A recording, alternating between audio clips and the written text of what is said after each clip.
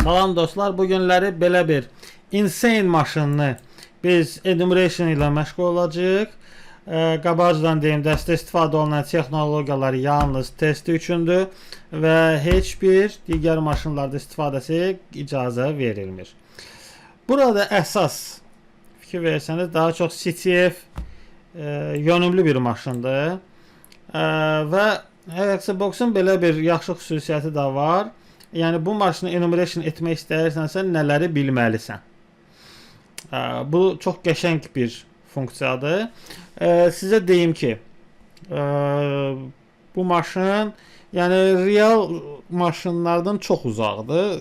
Əsas bizim öyrənəcəyimiz kriptoqrafiyadır burada. Yəni ki, şifrələnmədən başqa bir şey, qeyri-adi bir şey yoxdur. Deməli, yenə deyirəm, istifadə olunan texnologiyalar yalnız icazə olunan maşınlarda, Trahacmi və ya Hexabox maşınlarında istifadə edə bilərsiniz. Biz bu IP-mizi götürürük, qoyuruq, heç nə çıxmır. Və onda nə edirik? Mən artıq öz, belə deyək, ipuclarımı yazmışam. Nmap ilə istifadə etdiyim Nmap. Nmap SC, SV, -V və IP-mizdir. Bizdə burada göstərir 1, 2, 3, 4, 5 dənə port açıqdır. 5-ci portda fikir versəniz, burada DNS, 2 dənə DNS yazılıb. Mən onda nə edirəm? Və bir dənə də bu var. Mən sadəcə olaraq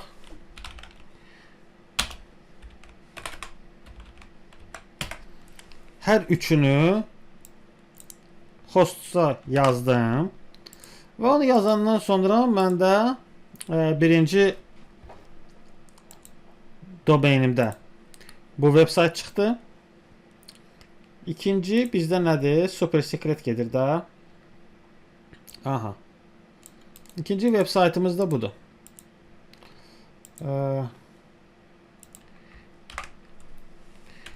Default credential'larda axtardım.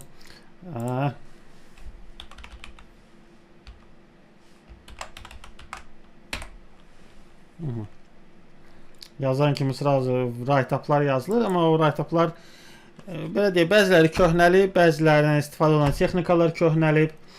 Bizdə burada birinci nədir? Please check and send feedback Orestes adlı bir user'dır. Deməli bizim user'ımız var Orestes. Email formasında. Bir dənə də forumumuz var. Mən artıq daxil olmuşam. Onda login parolunu necə əldə etdiyimi göstərəcəm. 2 dənə web saytımız var. Birinci web saytımız mən Webalizer'dan görən WordPress-dir. WordPress olanda əlbəttə ki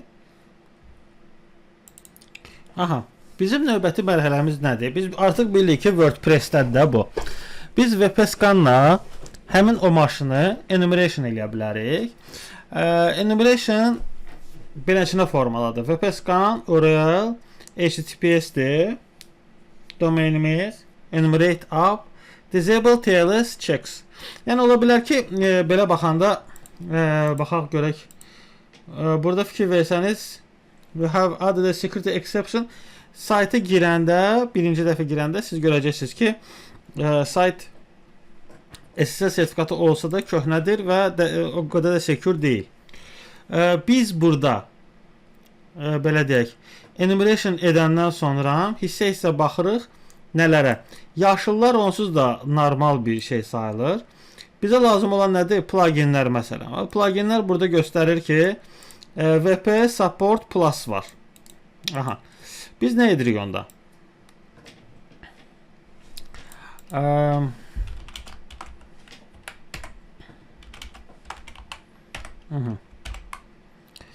Biz search exploit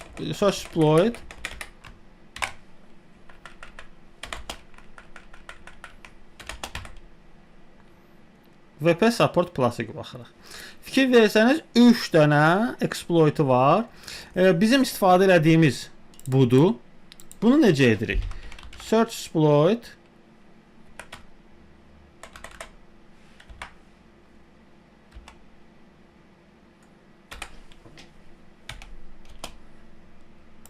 Və bu exploit'u götürürük belənçinə. Özü avtomatik kopyalamalıdır. Və yaxud da plus M də var. Bilmirəm o komandanı götürür yoxsa yox. Mirror deyirlər də ona. Etmədi. Plus X edirik. Mən artıq götürmüşəm. Cat 41. Aha. Baxırıq burada nə var? Yəni bu exploit belənçinədir. Fikir versəniz bir dənə formadır. Və bu formanı biz HTML formatında mən biləni burada artıq mən etmişəm. Hə. Nano .html. Aha. Kodu kopyalamışam. Burada nə qoymuşam? Admin emailimizi bir də. Başqa heç nəyə ehtiyac yoxdur. Biz bu faylı sonra götürüb Firefox-a çağıranda fikir versəniz username admindir və loginə sıxırıq. Bu biraz vaxt aparır. Mən hələlik biraz pauzaya sıxacağam. Aha. Gördüyünüz kimi yuxarıdakı link dəyişdi. Biz admin ajax'ı silib vp admin. Yəni biz exploitumuzu etdik. Çox görsəz də, yəni belə baxanda qeyri-adi bir şey deyil. Sadəcə olaraq 5 sətirlik bir belə deyək, HTML skript idi, amma o ilə də exploit etmək olur. Çünki WordPress-in həmin pluginindədir boşluq. Biz burada nə edirik? Əlbəttə ki, WordPress-ə biz daxil olduqsa, biz burada reverse shell ata bilərik, amma bizim məqsədimiz kriptografiyanı araşdırmaqdır. Aha, biz nə edirik? Biz bunları araşdıranda fikir versəniz EasyWT SMTP var. Baxın, HTTPS belə baxanda şifrələnmiş veb saytlardır da, yəni orada parolları görmək mümkün deyil. SSL sertifikatlarının da növləri var. Onlar köhnəldikcə yeni texnologiyalar onun şifrələrini görə bilir. Burada biz yenə emailimizi görürük. Aşağı düşəndə SMTP passwordumuzu görürük. SMTP passwordu görmək olur. Bunu nə cür edirik? Baxın, SSL sertifikatı var belə baxanda, HTTPS-dir. Biz parolu görməməliyik də belə baxanda. Daxil oluruq. Aha.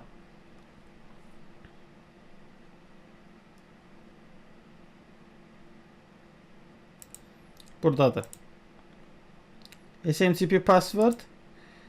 Bu da sizin passwordunuz. SMTP'nin passwordunu biz görürük. Bu nədir? Mən artıq burada aha.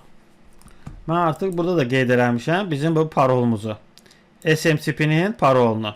İndi bizdə burada nə qalır? SMTP'yə daxil olmaq. SMTP bizdə 110 portudur.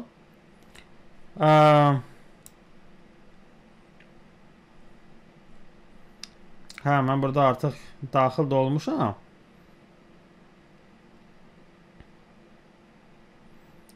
Tak.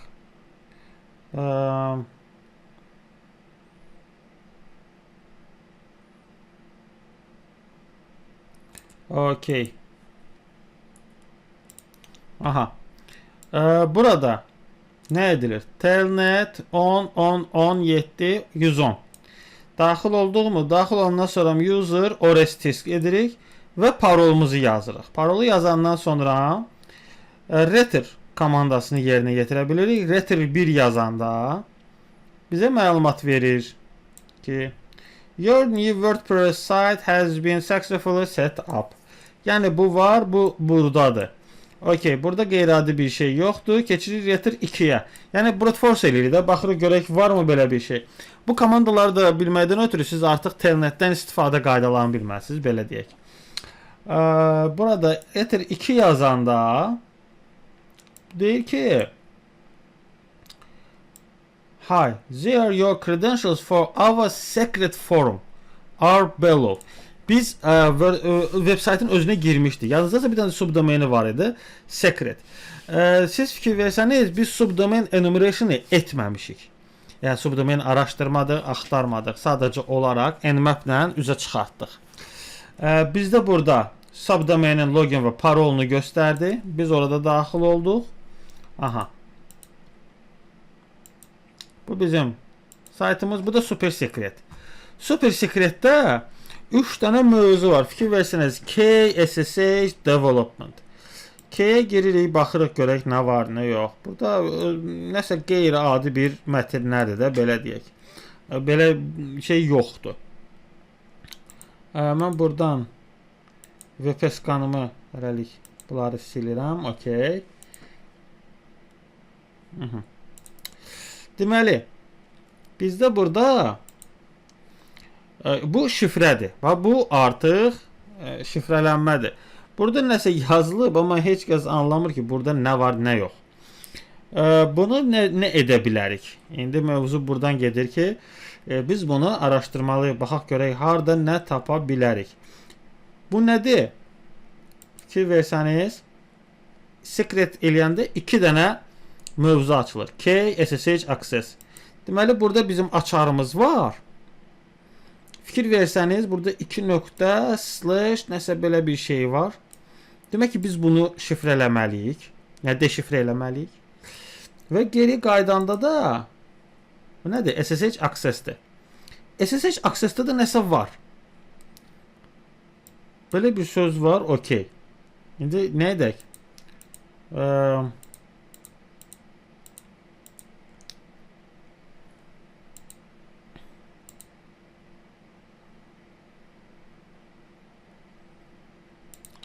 Bizə lazım olan deşifrə veb saytlarıdır indi. Deşifrə veb saytları da baxaq görək, harda varımızda. Hə, OnePad idi. Biz buradan şifrə edə bilmədik. CyberChef. Tak. CyberChef məncə ən rahatıdır.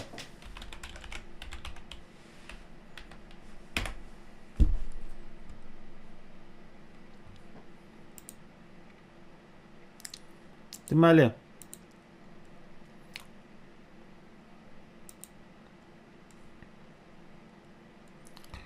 fikir versəniz, Orestes burada 2 dənə aşağı mətndə var. Orestes Hacking for Profit. Bu nədir bizdə? SSH Access-dir. Bu da K-dir. Aha.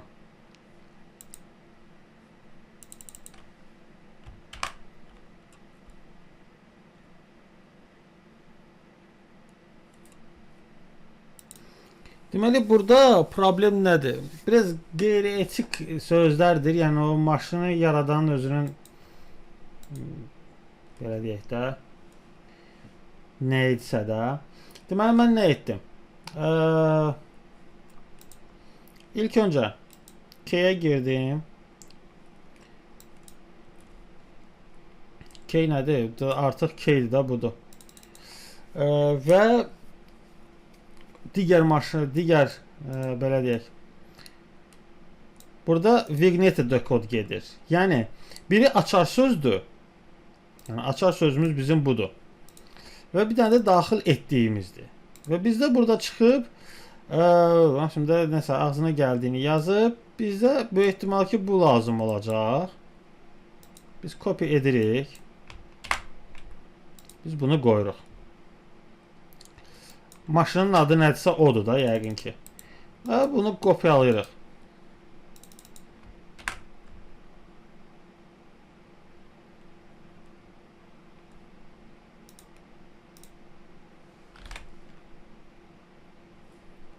Olmadı. Çünki biz nəyəsə yenə də düz etmirik. Mən şifrəni səhv götürdüm. Düzdür, mən artıq yazmışam. Yəni, mən öz write-up'ımı yazmışam, artıq tapmışam da, yəni budur. K kimi bu götürülür. K kimi bu götürülən kimi avtomatik olaraq belə bir link verilir və ID RSA-mizi əldə edirik. ID RSA-yə əldə etmişiksə, bizim növbəti mərhələmiz nə olmalıdır?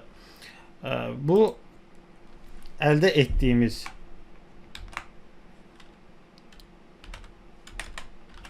cat id RSA aha. Bizim gördüyünüz kimi encrypteddir. Yəni decrypted deyil. Bizə deməli bunun parolu lazımdır. Biz parolu əldə etməliyik. İlk öncə ki biz SSH ilə qoşula bilək. Çünki bu encryptedsə bu decrypted olmalıdır ki sən onu oxuya biləsən də, belə deyək. Bunun üçün nə edirik? SSH to John və ID RSA artıq yazmışam. Yəni istədiyiniz fayl kimi yaza bilərsiniz. Məsələn login. Mən bu komandanı yerinə yetirəndən sonra bizdə nə yaranır? Bax, ID RSA John var bizdə də artıq. Cat ID RSA John. Gördüyünüz kimi bu hash-dır. Bunu siz deşifrə etməli. Yenə də deşifrəyə gəlirik. Bu dəfə bizə lazım olan nədir? Biz araşdırmalıyıq ki, bu ID RSA-nin içində nə var da? Düzdürmü? Deməli, nə edirik? John'la. John ID RSA John. Bizə Roku belə deyək, Roku məndə hansısa maşında olmalıydı. Tak, locate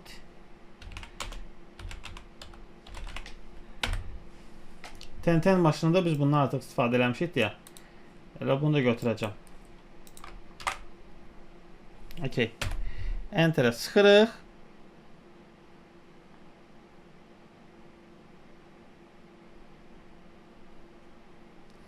Və bir müddət gözləməli olacaq.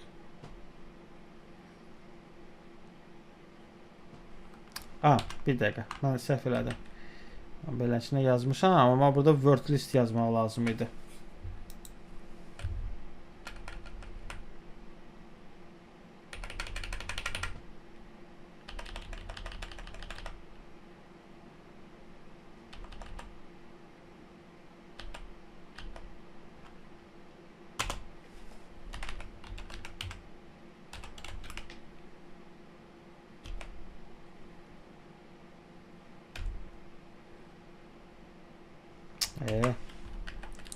Bir dənə boşluq hər şeyi korlaya bilər. Ona görə bir də. Bax, indi getdi.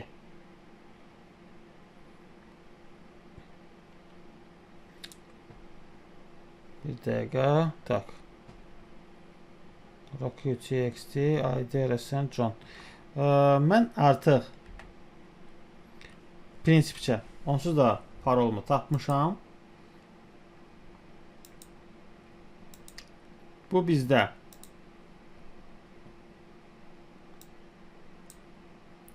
parol budur. Deməli, nə edirik?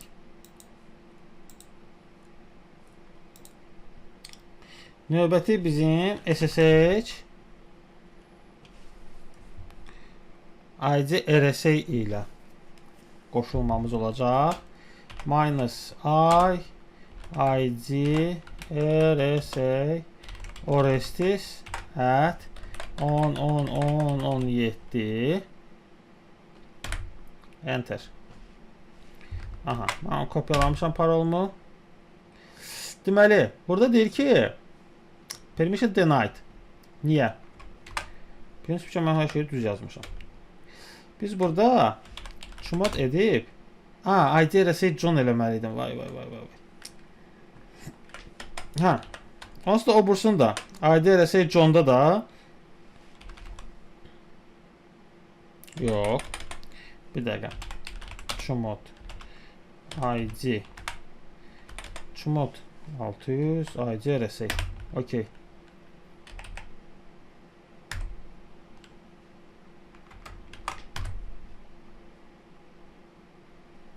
Permission deny. Çox maraqlıdır. Mən daxil olmuşdum. Ola bilər ki, bir dəqiqə.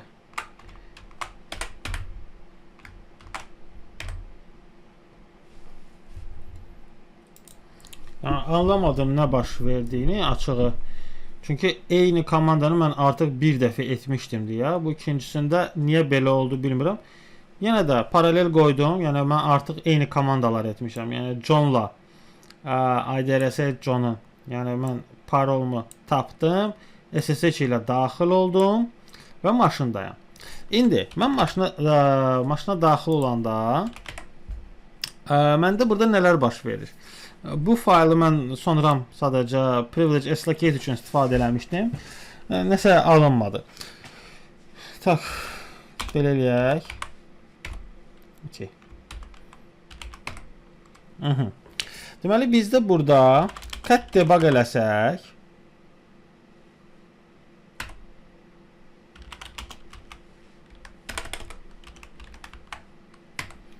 bir kod görürük. Okay. Cat encrypt eləsək, orada bir şifrə görürük. Burada da bir kod görüb Python'da yazılıb. Fikir versəniz PQN. Bu da bir şifrələnmə növüdür. Mən nə etdim? Bu PQN decrypt'ı mən axtarışa verəndə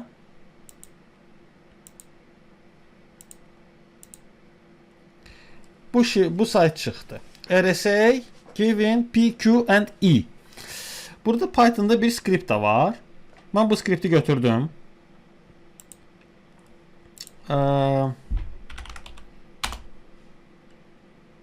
Nano test.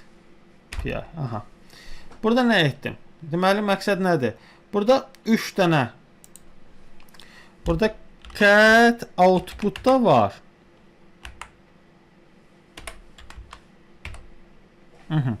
Fikir versəniz burada parol da var. Yəni encrypted password. Deməli bizdə burada nə gedir? Bu skriptdə də hardakı yazılıb encrypt sage. Burada da göstərir də belə baxanda ki, rootun hash'ini tapmaq istəyirsinizsə PQN oradakı dəyərləri verməlisiniz, bir də hash'lənmiş parolu. Deməli burada nədir? Birinci PQE. Bu dəyərlər verilir. Hansı ki cat debug'dadır. Burada 3 sətirlik dəyərdir. Növbəti dəyərimiz isə parol lazımdır, düzdürmü? Bu da cat output'dadır. Fikir versəniz, bu da output'da və bu dəyərdir. Onu da yerləşdirəndən sonra okay. Python edirik. Test py edən kimi budur bizdə.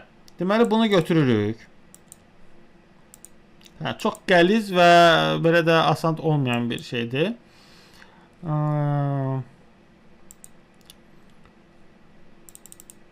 Biz əvvəlcə heximizi almalıyıq da. Birinci hex decimal. Bu dəyəri alırıq. Bu dəyəri də kopyalayıb hex to string'e qoyanda bu alınır. Bu bizim rootun flagidir. Fikir versəniz 23 dəqiqədə danışıram, amma mənim yarım günümə apardı. Çünki bu sırf şifrələnmədir və sizi şifrələnməyi öyrənməyi də məsləhət görürəm.